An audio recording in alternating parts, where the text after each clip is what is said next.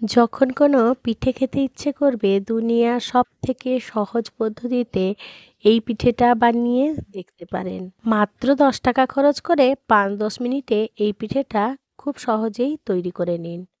এই পিঠেটা খেতে এতটাই সুস্বাদু হয় আর এতটাই নরম তুলতুলে হয় যে আপনি একটার জায়গায় 10টা খেয়ে নিতে পারবেন। এমন কেউ থাকবে না যে এই পিঠেটা পছন্দ করবে না। আজকে করে দেখাবো একদম সহজ পদ্ধতিতে নরম তুলতুলে পুরভরা ভাপা পিঠে। এই পিঠেটা একবার বানাবেন, দেখবেন আপনার ফেভারিট হয়ে গেছে। আর যাকে খাওয়াবেন সে তো আপনার হাতের গুণের প্রশংসা করতেই থাকবে। ছোট বড় সবাই কিন্তু ভীষণভাবে পছন্দ করবে। তাই সকল দর্শক বন্ধুদের কাছে একান্ত অনুরোধ রইল ভিডিওটি স্কিপ না করে সম্পূর্ণ দেখার জন্য। নমস্কার বন্ধুরা, ইজি কুক চ্যানেলে আপনাদের সবাইকে স্বাগত জানাই। চলুন শুরু করছি। এই দারুণ স্বাদের ভাপা পিঠে বানানোর জন্য আমি এখানে 10 টাকার দামে যে সুজি হয় তার থেকে 1 বাটি সুজি নিয়ে নিয়েছি আর নিয়ে নিয়েছি দুধ। প্রথমে একটা মিক্সির গ্রাইন্ডারে জার নিয়ে নিয়েছি, জারের মধ্যে 1 বাটি সুজি দিয়ে দেবো। আপনারা যে পরিমাণ পিঠে বানাবেন সেইভাবে সুজির পরিমাণটা বাড়িয়ে বা কমিয়ে নিতে পারেন। এবারে যে বাটিতে দুধ দিলাম ওই বাটির পরিমাপ অনুযায়ী 1 বাটি দুধ দিয়ে দিলাম। এবারে দিয়ে দেবো এইরকম ছোট একটা বাটিতে প্রায় 2 থেকে 3 টেবিল স্পুনের মতন চিনি। এই সমস্ত উপকরণ বেশ সুন্দর একটা ফাইন পেস্ট বানিয়ে নেব। দেখুন ঠিক এইভাবে পেস্টটা বানিয়ে নিলাম। এবারে এই পেস্টটাকে একটা মিক্সিং বোলের মধ্যে ঢেলে দেবো। ঢেলে দিয়ে মিশ্রণটাকে বেশ ভালো করে একটু নাড়াচাড়া করে ভালো করে মিশিয়ে নেব। দিয়ে ঢাকা চাপা দিয়ে 10 মিনিটের মতন রেস্টে রেখে দেবো। আমার এই রেসিপিটি যদি কোনো নতুন বন্ধু ইউটিউব থেকে দেখে থাকেন তাহলে আমার এই ক্ষুদ্র চ্যানেলটিকে সাবস্ক্রাইব করে আমার পাশে থাকার জন্য অনুরোধ করছি। আর পাশে থাকা বেল আইকনটি অবশ্যই প্রেস করে রাখবেন। যখন আমি নিত্য নতুন কোনো রেসিপি দেবো সবার আগে খুব সহজেই আপনাদের কাছে নোটিফিকেশান পৌঁছে যাবে। কথা বলতে বলতে ঢাকা চাপা দিয়ে সুজিটাকে রেস্টে দিয়ে দিলাম। এদিকে পুর বানিয়ে নেবো, তার জন্য একটা কড়াই বসিয়ে দিয়েছি, তাতে ঘি দিয়ে দিলাম পরিমাণ মতন আর দিয়ে দেবো কিছুটা চিনেবাদাম দিয়ে দিলাম আর দিয়ে দিলাম 1 মুঠো মতন কাজু, সেটাও ভেঙে নিয়েছিলাম। আর কিশমিশও ওই 1 মুঠোর একটুখানি কম দিয়ে ছোট ছোট করে টুকরো করে কেটে নিয়েছি। এই সমস্ত উপকরণ বেশ ভালো করে নাড়াচাড়া করে ভেজে নেব। পুরটা আপনাদের পছন্দ মতন আপনারা যেমন খুশি বানিয়ে নিতে পারেন, তবে আমি এইভাবেই বানাচ্ছি, এতে বেশি টেস্ট হবে। আপনাদের হাতের কাছে যদি অন্য কোনো ড্রাই ফ্রুটস থাকে আপনারা দিতে পারেন। এবারে আগের থেকে আমি 500 গ্রাম দুধের ছানা কেটে রেখেছিলাম, সেই ছানাটা এবারে দিয়ে দেবো। দিয়ে সমস্ত উপকরণ বেশ ভালো করে নাড়াচাড়া করে মিশিয়ে নেবো। আর ছানাটা থেকে যে জলটা আছে সেটা শুকিয়ে যাওয়া পর্যন্ত আমাদের এই কাজটা করে নিতে হবে। ছানাটা নাড়াচাড়া করে দেখুন প্রায় জলটা শুকিয়েই এসেছে। এই পর্যায়ে আমি দিয়ে দেবো খেজুরের গুড়। আমার চ্যানেলে খেজুরের গুড় কিভাবে সহজ পদ্ধতিতে ঘরোয়াভাবে খাঁটি বানাতে পারবেন সেই রেসিপিটি দেয়া আছে, আপনারা চাইলে ভিজিট করে নিতে পারেন। আর আমি আই বটনেও দিয়ে দেবো।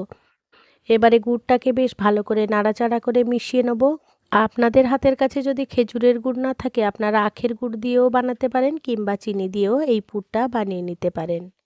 গুড়টা বেশ ভালো করে নাড়াচাড়া করে ছানার সাথে মিশিয়ে নেব। এই পর্যায়ে আমি আগে থেকে কুড়িয়ে রেখেছিলাম নারকোলটা এবারে দিয়ে দেবো। এই সমস্ত উপকরণ দিয়ে বেশ ভালো করে নাড়াচাড়া করে যতক্ষণ না শুকনো একটা পুর তৈরি হচ্ছে ততক্ষণ কিন্তু আমাদের এই রান্নাটা করে নিতে হবে। আর এখানে খেয়াল রাখতে হবে যাতে কড়াইতে না লেগে যায়। এবারে দেখুন গুড়ের সাথে সুন্দর একটা পাক ধরে এলে 3-4টে এলাচ আমি এরকম ভেঙে নিয়েছিলাম, এলাচটা দিয়ে দেবো। আর বেশ ভালো করে নাড়াচাড়া করে একদমই শুকনো করে নেবো। দেখুন ঠিক এইভাবে হয়ে এলে পুরটাকে একটা আলাদা পাত্রে ঢেলে ঠান্ডা করে নেবো। পুরটা অবশ্য আপনাদের যেমন পছন্দ সেই রকম বানিয়ে নিতে পারেন, তাতে কোনো রকম অসুবিধা নেই। দেখুন পুর আমি রেডি করে নিয়েছি আর ঠান্ডা হতে রেখে দিলাম। এবারে গ্যাসে বসিয়ে দেবো এই রকম একটা বড় পাত্র, তাতে দিয়ে দেবো পরিমাণ মতন জল। জলটা ফোটা পর্যন্ত অপেক্ষা করব। এবারে যাতে এই ডেচকিটা দাগ না হয়ে যায় তার জন্য একটা লেবুর টুকরো দিয়ে দিলাম। এবারে ঢাকা চাপা দিয়ে গরম হতে দিলাম। এদিকে আমার সুজিটা বেশ ভালো করে রেস্টে থেকে ফুলে গেছে। আর দেখুন থিকনেসটা এইরকম হবে ব্যাটারের, এইভাবেই করে নেবেন। এবারে দিয়ে দেবো স্বাদ মতো নুন। এই পিঠেটায় নুন অবশ্যই দিতে হবে, নয়তো ভালো লাগবে না।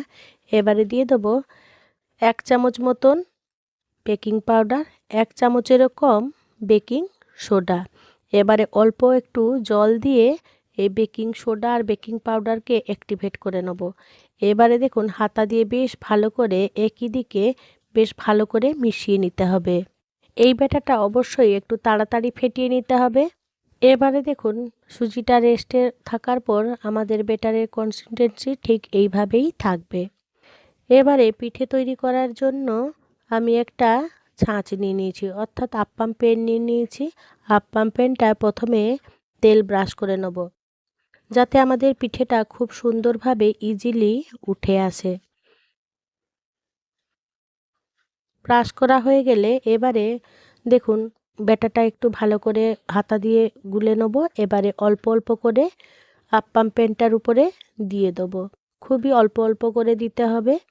দেখুন এইভাবেই আমি সমস্ত আপ্পাম প্যানের ছাঁচগুলোর মধ্যে ব্যাটারটা দিয়ে দিলাম। এবারে পুর যে করে রেখেছিলাম সেই পুরগুলো এরকম ছোট ছোট করে নিয়েছি। এবারে এক একটা পুর হাত দিয়ে এইভাবে ছোট ছোট আকারে দিয়ে দেবো এই ব্যাটারের মধ্যে। এইভাবেই একবার ভাপা পিঠে করে দেখবেন, খেতে যেমন সুস্বাদু হয় তেমনি দারুণ তুলতুলে হয়। একবার খেলে বারবার খেতে ইচ্ছে করবে। আর এটা বানানো দেখছেন তো কতটা সহজ। এইভাবে এক এক করে আমি ব্যাটারের মধ্যে পুরগুলো দিয়ে দিলাম, দেখুন কতটা সুন্দর লাগছে। এবারে উপর থেকে আবারও একটু একটু ব্যাটার দিয়ে দেবো আর এই পুরগুলোকে ঢাকা দিয়ে দেবো। ঠিক এইভাবেই দিয়ে দেবো, খুব বেশি দিতে যাবেন না, আমাদের এই পিঠেগুলো খুব সুন্দরভাবে ফুলে উঠবে। তাই সেই জায়গাটা রেখে অবশ্যই এইভাবে দিয়ে দেবেন।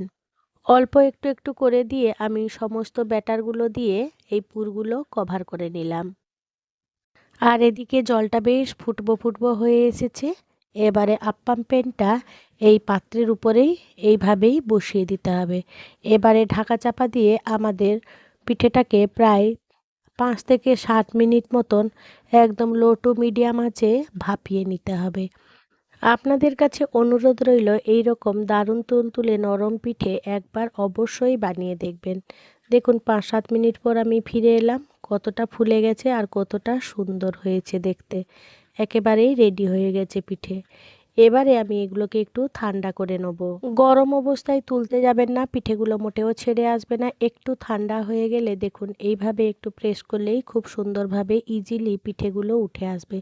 দেখুন কতটা সুন্দর আর কতটা লোভনীয় হয়েছে, একদম ইজিলি উঠে আসবে। এক এক করে পিঠেগুলো তুলে নিয়েছিলাম, দেখুন কতটা সুন্দর আর কতটা নরম হয়েছে। এই একই পদ্ধতি অবলম্বন করে আমি সমস্ত পিঠে তৈরি করে নিয়েছিলাম। বন্ধুরা আজকে আমার এই রেসিপিটি আপনাদের কেমন লাগলো সেটা কিন্তু কমেন্টে জানাতে একেবারেই ভুলবেন না। যদি কোনো অংশে একটুও ভালো লেগে থাকে তাহলে ছোট্ট একটা লাইক করে দেবেন। আপনাদের এই ছোট্ট ছোট্ট লাইক আমাকে অনেক ইন্সপায়ার করে নিত্য নতুন রেসিপি বানানোর জন্য। আর যদি খুব বেশি ভালো লেগে থাকে বন্ধু বান্ধব কিংবা প্রিয়জনদের সাথে শেয়ার করে তাদেরও দেখার সুযোগ করে দেবেন। আর বন্ধুরা কমেন্ট বক্সের পাশে হাইপ অপশানটা আছে, সেটাও কিন্তু আমাকে দিতে একেবারেই ভুলবেন না। আপনাদের এই হাইপগুলো আমাকে অনেক অনেক দূর এগিয়ে যেতে সাহায্য করে। দারুণ স্বাদের এই ভাপা পিঠেটা প্রত্যেকটা তুলে কিন্তু আপনাদেরকে দেখিয়ে দিয়েছি কতটা সুন্দর আর কতটা হয়েছে। তাও আবারও একটা দেখিয়ে দিচ্ছি, দেখুন কীরকম নরম তুলতুলে, আর ভেঙে দেখিয়ে দিচ্ছি দেখুন কতটা লোভনীয় হয়েছে। এইভাবে অবশ্যই একবার বানাবেন, আর যদি আমার পদ্ধতিতে বানান অবশ্যই জানিয়ে যাবেন যে আপনাদের কেমন লাগলো। দেখলেন তো বন্ধুরা কত সহজেই একদম নরম তুলতুলে ভাপা পিঠে বানানো যায়। আশা করছি আপনাদের আজকের রেসিপিটি ভীষণ ভালো লেগেছে। বন্ধুরা আমার সাথে এতক্ষণ থেকে আমার রেসিপিটি দেখার জন্য আপনাদের সকলকে জানাই অসংখ্য অসংখ্য ধন্যবাদ। আপনারা ভালো থাকবেন, সুস্থ থাকবেন। দেখা হবে পরের কোনো নিত্য নতুন রেসিপিতে।